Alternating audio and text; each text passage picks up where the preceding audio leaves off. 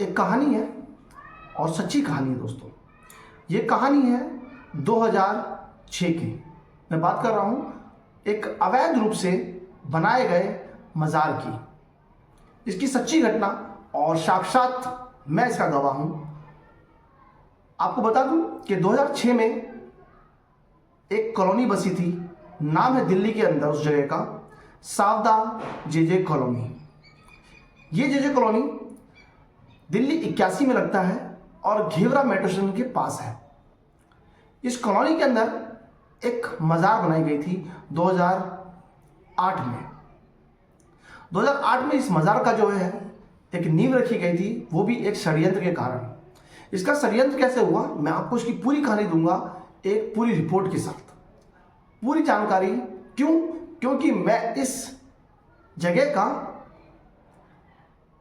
पूरा जानकारी रखता हूं और मैं इस जगह को बहुत ही बेहतरीन तरीके से जानता हूं।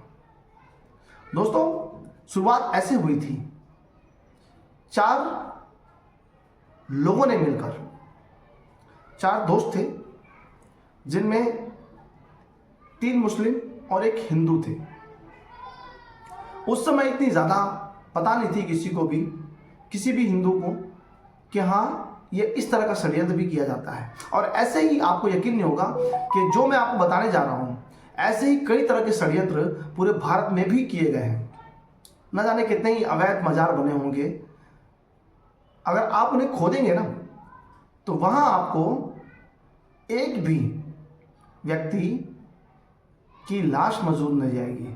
वहाँ छोड़िए, लाश तो बहुत दूर की बात है, एक निशानी भी नहीं होगी। वहाँ केवल और केवल होगी तो धूल, मिट्टी और ईंट। दोस्तों, बात बताता हूँ मैं आपको 2008 की ऐसी है कि 4 दोस्त थे वो, और 4 दोस्त बैठ के बातें कर रहे थे। नाम गोपनीय है इसलिए मैं नाम नहीं बताऊंगा। आपको बता दूं कि फिर क्या हुआ। एक दोस्त ने बोला कि यार एक ज़मीन जो है ये खाली पड़ी है थोड़ी सी, यहाँ पर क्यों ना एक मज़ार बनाई जाए। दूसरे ने कहा कि हाँ क्यों नहीं, ज़रूर स्टार्ट करो यार, अच्छी बात है ये तो। तीसरे ने कहा कि इस मज़ार से फ़ायदा क्या होगा। बात तो सही थी। चौथे ने इनकार कर दिया, बोला नहीं यार मज़ार रहने दो, क्या फ़ायदा। चौथा व्यक्ति था, वो हिंदू था। लेकिन तभी तीनों दोस्तों ने बोला कि अरे यार तू अपना भाई होकर के एक मज़ार के लिए वो कर रहा है, तो हमें साथ नहीं दे सकता। फिर उन्हें बातों में ऐसा उलझाया कि उसने बोला चलो ठीक है, लेकिन ये होगा कैसे भाई, ये ज़मीन तो सरकारी है। बोला इसीलिए तो होगा क्योंकि ये सरकारी है, किसी की प्राइवेट नहीं है, वरना वो तो हटा देगा। बोला फिर क्या किया जाए। उन्हें बोला ठीक है मैं बताता हूँ क्या करा जाए। 3 दोस्तों ने पहले से ही प्लान कर चुके थे ये बात को। फिर उन्होंने प्लान बनाया और उस जगह पर थोड़ा सा गड्ढा करके 2 ईंटें लगाई, मात्र 2 ईंटें, और उस ईंट के ऊपर बड़ी मोटी मिट्टी की परत बना करके एक ऊंचाई सा, और उसके ऊपर कुछ धागा वागा लपेट करके रख दिया, एक चादर रख दी, और ये खबर फैला दी कि वहाँ पर मज़ार पर जो है बाबा निकले हैं। ये बात बड़ी ही षड्यंत्र और बहुत ही चालाकी से फैलाई गई। सबसे पहले ये बात फैलाई गई बच्चों के अंदर कि पीर बाबा वहाँ निकले हैं उस जगह पर। बच्चे स्टार्ट करके वहाँ जाना। अब हर वीरवार को वहाँ पर पहले 6-10 बच्चे जाने लगे, फिर उसके बाद 50 बच्चे हो गए, और फिर देखते देखते सैकड़ों की संख्या में बच्चों के साथ साथ औरतें और आदमी भी जाने लग गए। अगरबत्ती और जो है बतासों के साथ वहाँ चढ़ाने लग गए। जो पहला दोस्त था वो उसकी निगरानी करता था कि कोई आ तो नहीं रहा है, कोई सरकारी ऑफिसर तो नहीं आ रहा है, कोई इसकी जांच तो नहीं कर रहा है। लेकिन ऐसा यहाँ पर हुआ नहीं कुछ भी, और ये काम और भी आसान हो गया। देखते ही देखते 4 साल बीत गए। अब स्टार्ट हुआ नया खेल। 4 साल के बाद उन्होंने उस मज़ार के आसपास एक छोटी सी बाउंड्री कर दी, 6 बाई 10 की। उस बाउंड्री को करते करते आज वो बाउंड्री 150 गज की बाउंड्री बन चुकी है और अच्छे से प्लास्टर, टाइल्स, मार्बल के साथ उसे एक नाम मिल गया, मजार का। जब से बीजेपी की सरकार आई तब से आप यकीन नहीं करेंगे कि उस मजार पर हिंदुओं ने जाना बंद कर दिया। और सिर्फ हिंदुओं ने ही नहीं, कई सारे मुस्लिम जो थे वो भी जाना बंद हो गए, क्योंकि मजार पर मुस्लिम जाते ही नहीं हैं। न मुस्लिम औरतें जाती हैं, न मुस्लिम के बच्चे जाते हैं। तो जाता कौन है? केवल और केवल हिंदुओं के बच्चे और केवल हिंदू। तो यानी कि ये सारा खेल, सारा षड्यंत्र रचा गया था एक हिंदुओं को बरगलाने के लिए, उन्हें बेवकूफ़ बनाने के लिए, उस जमीन को हथियाने के लिए। और आज का वो डेट है दोस्तों 2026 चल रहा है।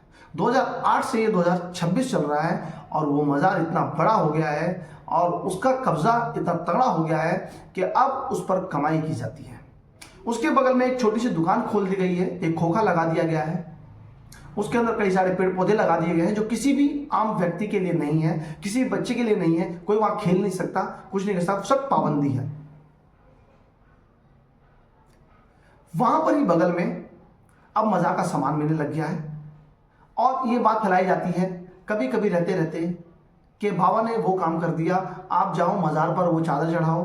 वहीं पर उस मज़ार के अंदर जो दूसरा दोस्त था वो अब उस मज़ार की देखरेख करता है।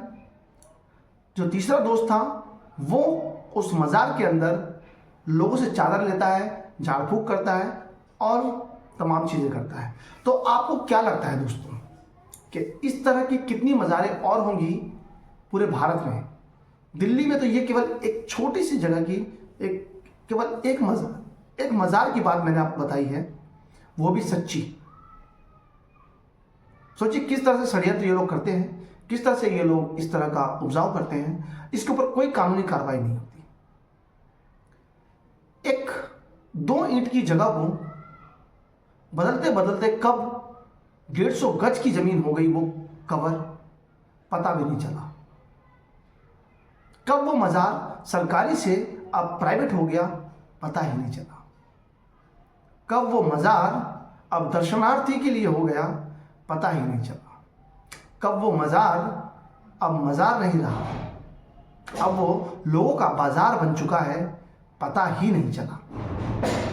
अपना कमेंट करें, लाइक करें और सब्सक्राइब करें दोस्तों, ताकि पता लग सके, सरकार तक ये खबर पहुंच सके कि आखिरकार इस तरह की षड्यंत्र भी किए जाते हैं। अगर मैं आज आपको ये कह दूं कि उस मज़ार को खुदाया जाए तो उसको नीचे से केवल 2 ईंटें ही निकलेंगी और कुछ भी नहीं निकलेगा। किसी ने सही कहा था,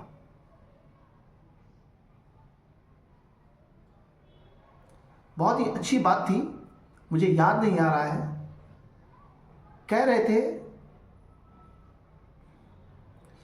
किनको पूजे जात है जाने न किसी की देन, और जिनको कीड़े खा गए